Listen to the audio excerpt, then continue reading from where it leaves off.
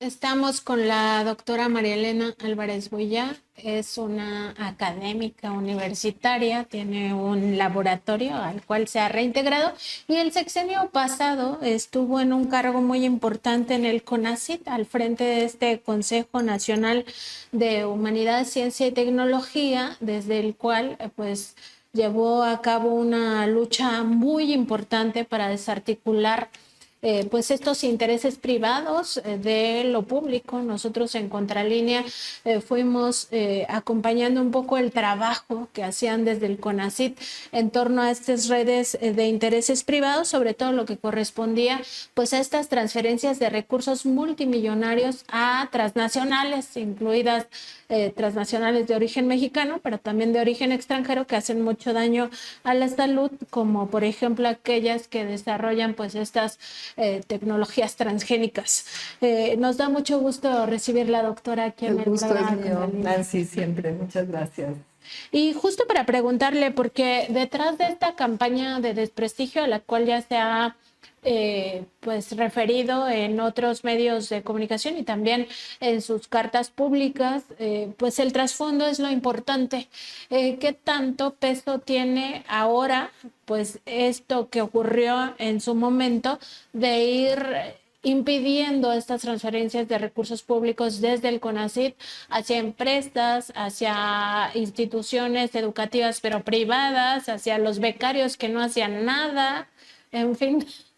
Pues sí, sí creo, tienes mucha razón, Nancy, en que vale la pena para el pueblo de México recordar eh, pues lo que el presidente entonces de la administración pasada, el licenciado Andrés Manuel López Obrador, decía con mucha claridad. La defensa de los fideicomisos es la defensa de la corrupción.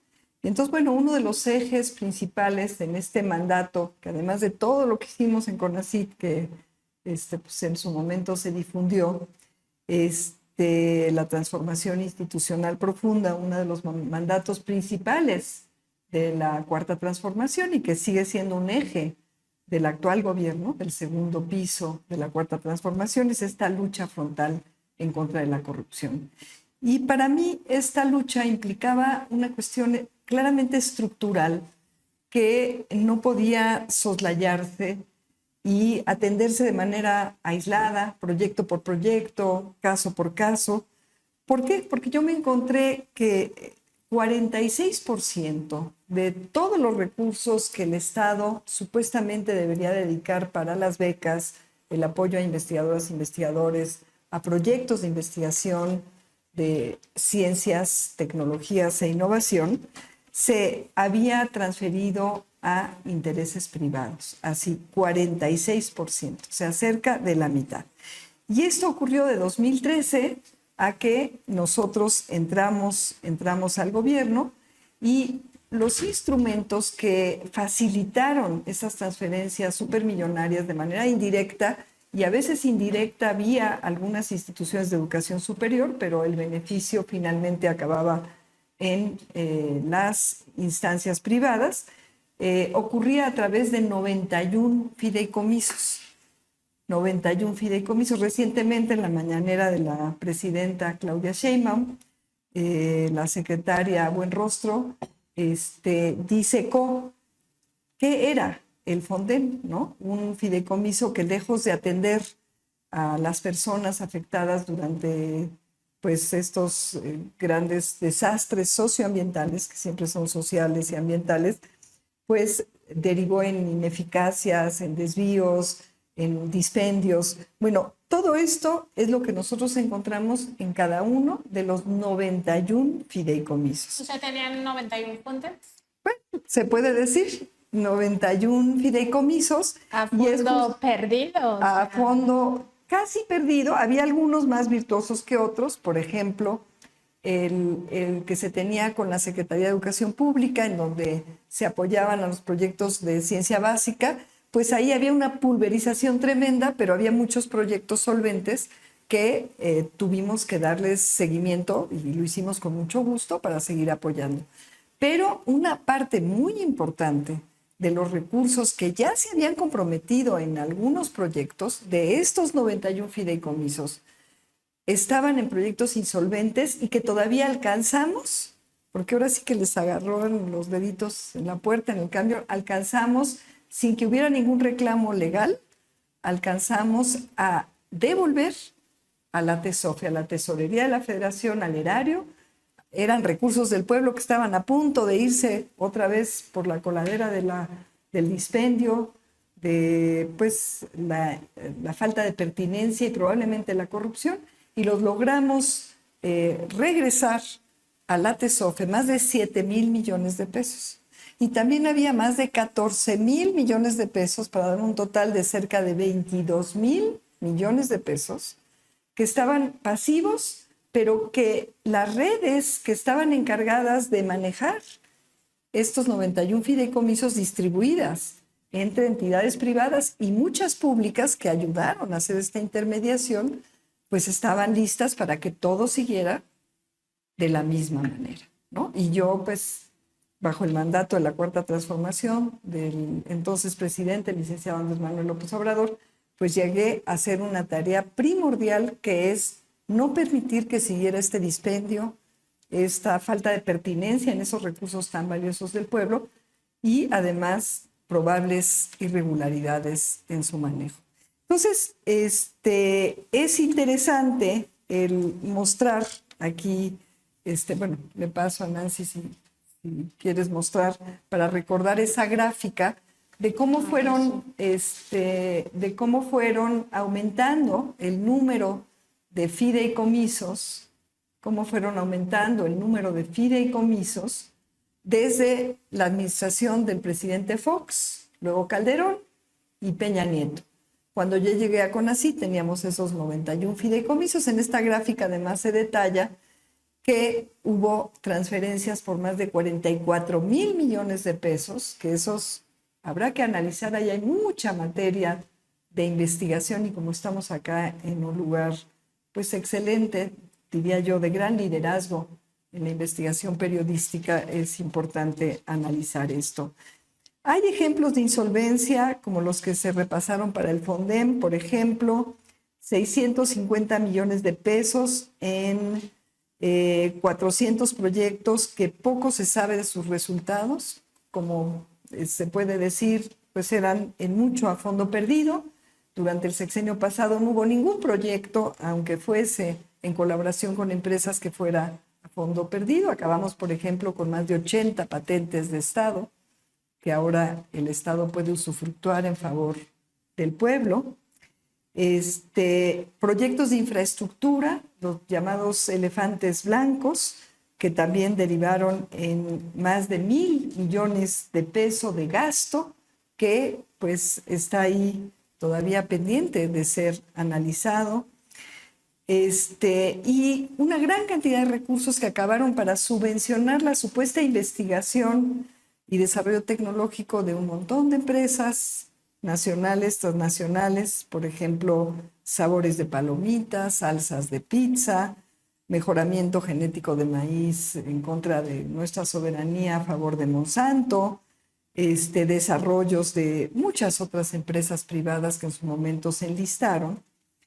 Y bueno, pues esta desarticulación de esta estructura de dispendio, de ineficacia, de ineficiencia en el gasto público, de falta de pertinencia y probables irregularidades, pues implicó el tocar muchos intereses. Y al final de cuentas, si paso aquí esta gráfica también para mostrar, ahí hay un contraste claro entre lo que... Antes de esto, doctora, sí, claro. si me permites leer parte de la información de la gráfica anterior, porque claro. quizá nuestra audiencia no lo alcance a leer, pero algunas de las empresas beneficiadas de estas transferencias pues fue Kimberly-Clark. Hay que recordar que uno de los accionistas de esta transnacional pues es Claudio X González Guajardo, líder de la oposición, ¿no? También está FEMSA, esta que produce Coca-Cola, Monsanto, que produce el maíz transgénico que quisieron venir a imponernos a nuestro país. Está la Volkswagen, Bayer, que ahora es dueña de Monsanto, la BMW, la Ford, IBM, LG, Motorola, Nissan, Whirlpool, Intel, o sea, estos son los intereses que tocaste, ni más ni menos. Pues sí, y además de esos intereses, Nancy, sí quiero, pues con tristeza, porque sí da tristeza cuando nuestras instituciones de educación superior públicas, incluyendo mi queridísima alma mater, con quien, pues obviamente tengo una relación institucional siempre de mucho respeto y de mucho cariño,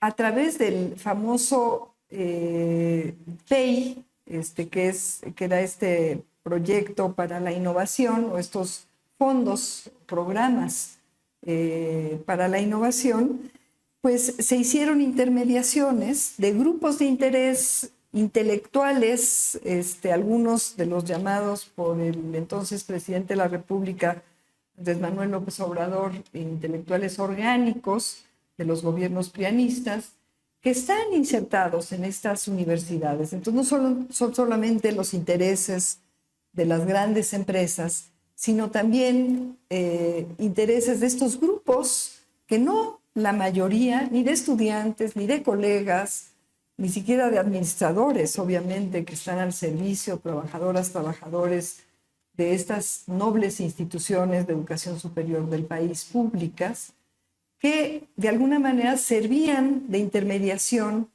para estas transferencias y simulaban la pertinencia académica de estas subvenciones que no tenían otro sentido final más que sí favorecer algunos de estos grupos dentro de las instituciones públicas y también finalmente acabar en estas instancias privadas.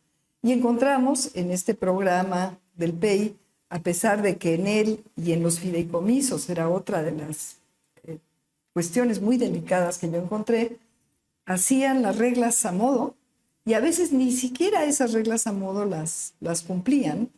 Encontramos muchas irregularidades también y de ahí también pudimos recuperar recursos a la hacienda pública. Yo aquí te voy a pasar, esto está muy chiquito, pero para que tengan materia de investigación periodística también, y pues de años pasados, de años previos a inclusive el periodo del presidente Enrique Peña Nieto, ahí está el detalle de lo que nosotros regresamos así formalmente, constante y sonante al pueblo de México, al erario, a la tesorería superior de la Federación. Y bueno, como ahora sí que dicen popularmente papelito habla, una cosa es ver la tablita con los numeritos y otra cosa es ver algunos de estos oficios. Entonces, todo lo público es público, obviamente el excelente sistema de transparencia que ahora sí se está construyendo por la Secretaría que encabeza la maestra Buenrostro, pues se pueden pedir estos documentos y muchos otros. Pues yo ahora que estoy desde mi trabajo de investigación en la universidad, en el Instituto de Ecología, me di un tiempo para, bueno, de las entregas de las memorias que nosotros dimos, pasamos a la Secretaría, ahora a la CECITI, ¿no?, que mandató nuestra presidenta, de traer para compartir con el pueblo de México alguno de estos oficios. Por ejemplo, aquí tengo este recibo que da cuenta del envío por parte del CONACYT de la pasada administración a la TESOFE de 438,654,430 pesos que pudimos recuperar para el pueblo de México, para el erario, ya sea de proyectos insolventes o de recursos que tenían pasivos, y en torno a los cuales recibí muchísima presión por parte de muchos actores de instituciones públicas y privadas para seguir repartiendo y dispendiando. Y en vez de eso, lo que hicimos fue acopiarlos, regresarlos al erario y llevar a cabo en tiempo y forma, antes de terminar la administración de la Dirección General que yo honrosamente ostenté, la extinción de los 91, la extinción completa, que implica muchos pasos y muchas instituciones. Pues bueno, aquí está uno de estos oficios. Y son muchos oficios, porque para cada fideicomiso a veces hacíamos varias reintegraciones.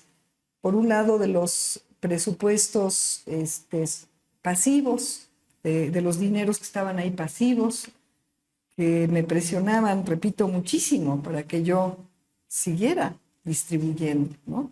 Obviamente había cuestiones muy amables, ¿no? De promoción, de honoris causa, de premios, que nunca acepté. O sea, nunca acepté, ni promoví mucho menos una sola distinción, un solo premio. Para pronto hasta renuncié a mi estímulo del Sistema Nacional de Investigadores, nivel 3, que tenía desde antes de entrar, en congruencia con la austeridad. En fin, porque pues había muchos modus operandi que yo no conocía hasta entrar a esta dirección general, que iban generando estas como redes de colusión, de complicidad o de acuerdo, ¿no? A veces, pues las personas, yo creo que algunos colegas no sabían que esto, pues lo hacían a lo mejor hasta de buena fe. Que esto era corrupción porque no hay otra forma de Exacto. nombrarlo. Y bueno, ahora que recordabas, doctora, las presiones y hasta dónde llegaron, en una de las entrevistas que nos concediste cuando estabas al frente del CONACYT, nos contabas a la audiencia de Contralínea que hasta estiércol fueron a depositar ahí a tu oficina, ¿no? De ese tamaño era el coraje. Es cierto, es cierto. La verdad ya no me acordaba, pero ya ahora que me lo dices, fue muy violento. O sea, esta campaña que inició ya hace creo que más de un mes, esta reciente, ha sido muy violenta, muy inesperada también. Pues yo ya estaba desde hace más de un año en mi ámbito de investigación, de docencia, de formación.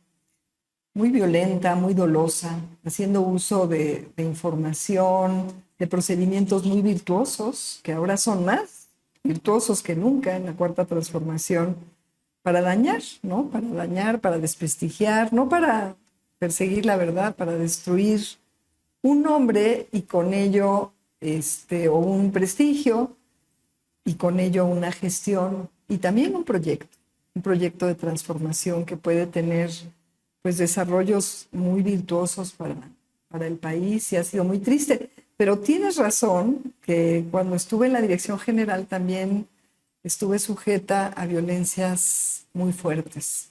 Y esto que recuerdas es verdad y es literal. Llegaron a poner estiércol de vaca, que bueno, por ahí los budistas dicen que luego el estiércol puede convertirse en abono, ¿no? Bueno, pero ahí no era esa idea. No, bueno, pensando en siempre sacarle el lado optimista a las cosas, pero bueno, sí, no, bueno, esa violencia, también ataques mediáticos tremendos, mentiras, manipulaciones, misoginia, machismo, porque también recibí mucho de esto, la manera inclusive cómo manejaban mi imagen, acosos, ahora también en esta campaña varios medios tristemente jóvenes que hacen el trabajo, porque seguramente lo necesitan, pero podrían pues, estar en un medio como ¿no? Acosándome, diciendo mentiras de lo que digo y no digo, en fin, muy, muy, muy fuerte. Aquí hay otro oficio, y aparte de dejarte los demás, este es muy interesante, porque de los fondos sectoriales, los que estaban entre CONACYT y la Secretaría de Energía, en particular tengo acá enfrente y te lo voy a pasar, más de 13,000 millones de pesos devolvimos a la TESOF. Imagínense que, como sucedía con el Fonden,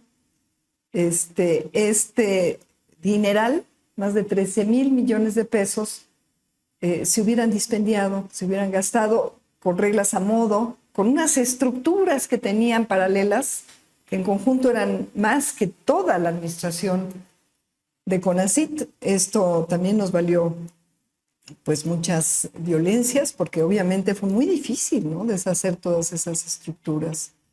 Y bueno, no fue sino hasta el decreto del presidente López Obrador, en donde en ese decreto en particular iban 109 fideicomisos mandatados a extinguir, De esos 109, a nosotros nos tocaron extinguir 91 fideicomisos, pero hay algunos que realmente, de no haberse extinguido y de no haber hecho este trabajo minucioso de análisis, de auditoría interna nuestra, de estos miles de proyectos que dejaron, pero así que un tiradero. En algún momento presenté inclusive las cajas, ¿no? La visión gráfica de lo desordenado que dejaron los archivos.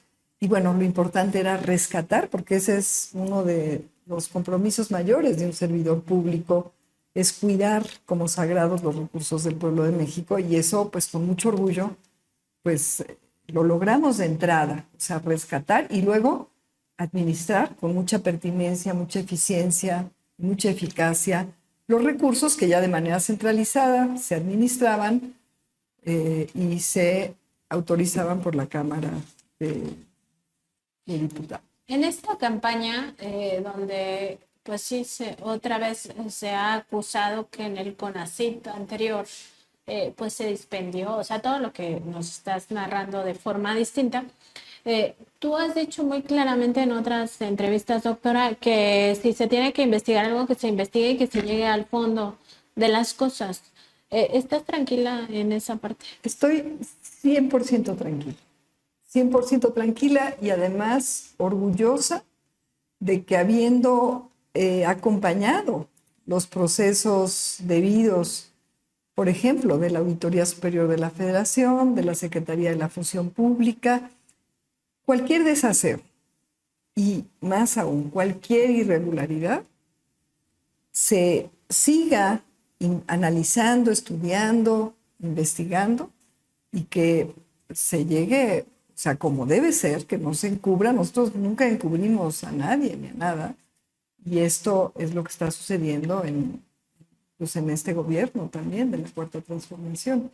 Yo por mi parte pues estoy 100% tranquila, o sea, todas las mentiras que se han dicho, que los recursos implicados en esas auditorías, todo manipulado, o sea, pues no me he dado a la tarea en contestar a cada cosa porque creo que no vale la pena, pero pues es absolutamente falso, ¿no? O sea, es prácticamente lo que implica, Nancy, es que los recursos que están implicados en cualquier proceso, sea observación, pliego de observaciones, procedimientos que hay en la auditoría, o inclusive la única denuncia que se derivó por ahora, que prácticamente estoy segura que va a ser la única, de los procesos de la Auditoría Superior de la Federación, también esos recursos en donde, por cierto, esa denuncia, no solamente estoy tranquila por mi conciencia y porque sé quién soy,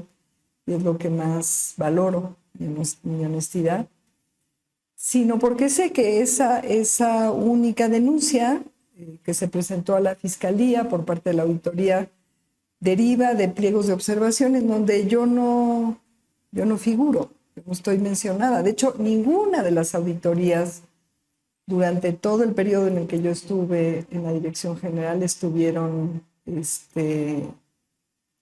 enfocadas o implicaron a la Dirección General, mucho menos a mi persona, ¿no?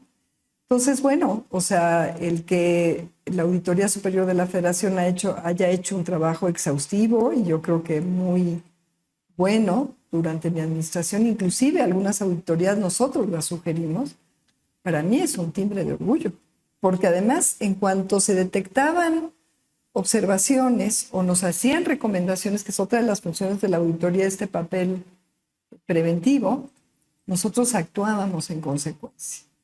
Muchas de las observaciones que están en proceso todavía de investigación tienen que ver con recursos de becas y de SNI que se dieron a los beneficiarios en demasía, y que la idea es que esos recursos se recuperen también a la Tesoro.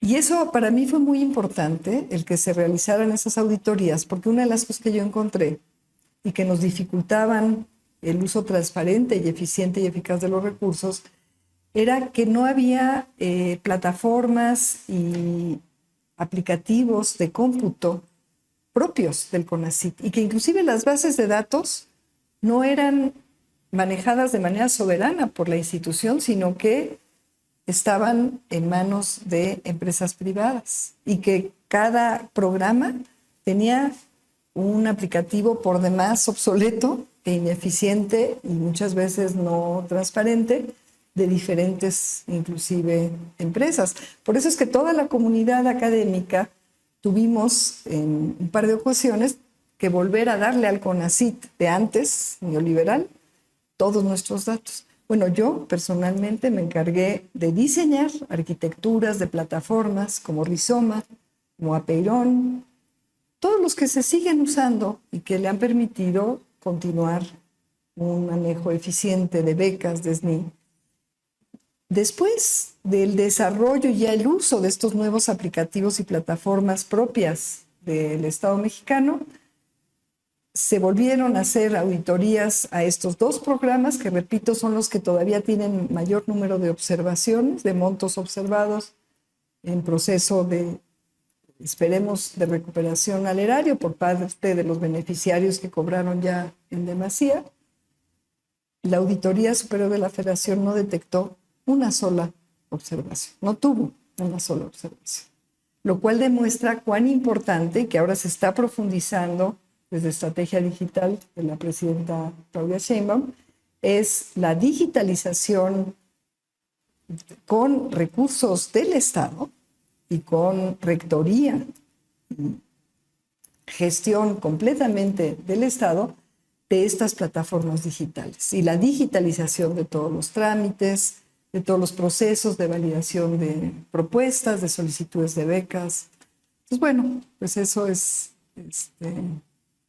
con respecto a esa pregunta lo que yo podría comentarle al público que nos escucha. Doctora, finalmente, desde el laboratorio también vienes pisando otros callos, que yo creo también puede venir desde ahí, porque has documentado científicamente cómo la contaminación industrial es responsable de enfermedades terminales, sobre todo de cánceres.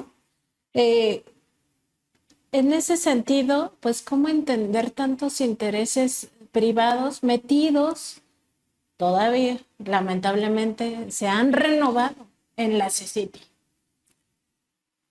Bueno, esa es una pregunta muy interesante. Yo me voy a referir primero a lo que a mí me atañe directamente, porque además desde que entré al CONACYT, a la Dirección General, repito, muy honrosamente,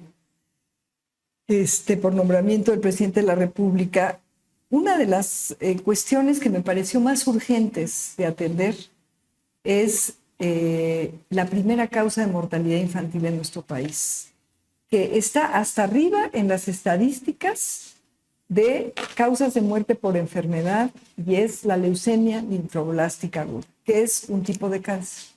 El cáncer es un cáncer de sangre, es un cáncer de sangre que pues se puede curar en muchos de los casos, y yo lo que encontré es que ni se diagnosticaba bien, ni se sabía cuáles eran sus causas, ni se prevenía, obviamente, porque estábamos en las estadísticas hasta arriba de prevalencia, incidencia y mortalidad infantil por esta enfermedad que debería de prevenirse.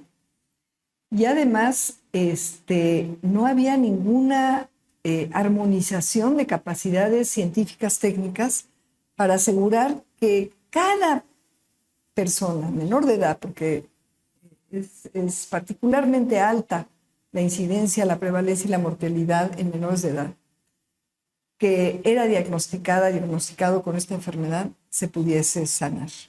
Bueno, nosotros logramos, mediante uno de los proyectos nacionales de investigación e incidencia del Programa Nacional Estratégico PRONACE de Salud, articular pues prácticamente toda la capacidad que hay en el país, o una parte muy, muy importante, para estas preguntas en torno a este tema tan urgente de atender. Y se logró, gracias además a la articulación y trabajo con el Instituto Mexicano del Seguro Social, que ahora ha incorporado, y ese es uno de los casos de éxito de los PRONAIs, porque ya se convirtió ese PRONAI en un programa de Estado a cargo del Instituto Mexicano del Seguro Social. Ahí a la cabeza está la doctora Pelayo, esposa Ana Pelayo, que además ahora trabaja en el Instituto Mexicano del Seguro Social. Y el éxito fue tal que se logró disminuir significativamente, mucho. O sea, las estadísticas van variando, pero creo que fue más del 30% la mortalidad en los estados en donde se logró armonizar, incidir desde una ciencia realmente comprometida con el pueblo. Bueno, ¿por qué hay esta alta mortalidad infantil por leucemia linfoblástica aguda? Por justamente lo que estás diciendo. Entonces ahora desde nuestro laboratorio y en colaboración con otros laboratorios de otras instituciones públicas del país, y por cierto con apoyo ahora de la SECTEI, y también con otros apoyos que venían funcionando de diferentes fuentes, estamos indagando qué es lo que causa esta altísima frecuencia de mortalidades, de fatalidades en las infancias por leucemia linfoblástica aguda. Obviamente, con todo el análisis que se hizo de la cuenca del Alto Atoyac y de otras regiones que pues, se les llamaron infiernos ambientales, en donde confluyen muchas de estas empresas y una falta de regulación adecuada y ni siquiera de aplicación de las regulaciones existentes por parte de los diferentes órdenes de gobierno, pues estos índices de mortalidad son muy altos. Es decir, esta altísima mortalidad no se distribuye homogéneamente en el territorio. Hay zonas en donde hay picos muchas veces más altos que el promedio, mucho más que el promedio mundial, pero inclusive mucho mayores que el promedio nacional. Entonces, bueno, yo lo que podría decir es que es muy importante que los grupos de académicas, de académicos, los grupos de investigadoras, de investigación, que avanzaron sobre esta caracterización, este diagnóstico y este trabajo de incidir directamente de la mano con las comunidades, porque los PRONACES avanzaron una propuesta transdisciplinaria que es hacer investigación y co-creación de conocimiento con los primeros interesados, en este caso, las organizaciones de base comunitaria que llevaban años clamando por justicia socioambiental por estas contaminaciones y estos decesos de sus hijos, de sus nietos, que son inaceptables, ¿no? Entonces, más que irme a ver quién está, quién no está, lo que sí es una pena, y eso lo puedo compartir aquí, es que no se dé continuidad cabal a estos proyectos de investigación, incidencia y estos PRONACES. Tal como estaban caminando, dieron en más de 350 municipios resultados de manera muy eficaz, con una inversión muy modesta, pero gracias a esta gran articulación de capacidades, se lograron resultados inéditos, que además de avanzar el conocimiento en la frontera, porque se avanza en la ciencia fundamental, pero situada de una manera interdisciplinaria y también transdisciplinaria, y la contribución democrática que hace la ciudadanía, las organizaciones sociales, a la ciencia es pasmosa. Y esto se está reportando en artículos muy reconocidos a nivel internacional. Pues lo que sí nos da pena es que a nivel nacional se esté perdiendo. Pues no se le dé continuidad. Porque con eso se está, lo digo con toda, pues con todo respeto, se puede estar desperdiciando un avance todavía mayor en beneficio de la gente. Y no se necesitan demasiados recursos. Ahí están los reportes del CONACYT. No, pero además aquí son derechos humanos, es el derecho a la salud, al medio ambiente sano, al agua limpia, en fin. Bueno, Nancy, el corazón de la primera Ley General de Humanidades, Ciencias, Tecnologías e Innovación es el derecho humano a la ciencia.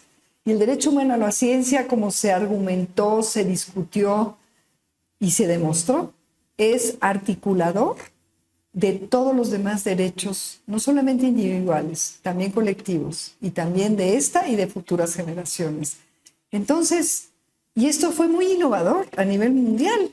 ¿no? México se colocó a la vanguardia con esta primera ley general de HCTI y justamente una de las cosas que más nos dio gusto de haber logrado cristalizar es ese derecho humano a la ciencia, no solamente a contribuir, por ejemplo, las comunidades tienen derecho a contribuir al conocimiento que les compete, que les va a afectar, sino también a su impacto virtuoso en garantizar todos los demás derechos, como lo acabas de decir. Doctora, un comentario final para cerrar esta entrevista. Bueno, el comentario final tiene que ver con, primero, pues este sentido de dignidad y de orgullo a la vez, de defensa de un proyecto del gobierno del presidente Andrés Manuel López Obrador, de transformación radical, profundo, de fondo, radical de raíz, como él decía, del quehacer humanístico, científico, tecnológico y de innovación en beneficio de la humanidad y no en su sacrificio. Como decía mi padre, que era científico, la ciencia, la verdadera ciencia que es la que no se deja influenciar o corromper por intereses creados, por intereses a veces políticos o sobre todo privados, siempre está a favor de las causas justas. Y el proyecto de transformación que tratan de demeritar, de atacar o inclusive algunos tendrán la ilusión de destruir a través de dañarme a mí y a mi familia y de tratar de, pues sí, de destruir un prestigio, un nombre, pues es un proyecto del pueblo de México. Y como decía el presidente López Obrador, solo el pueblo puede defenderlo. Y con eso yo estoy más que tranquila. Muchas gracias, doctora. Que pase buena tarde. Muchas gracias a ti y a todo el auditorio de Contralínea.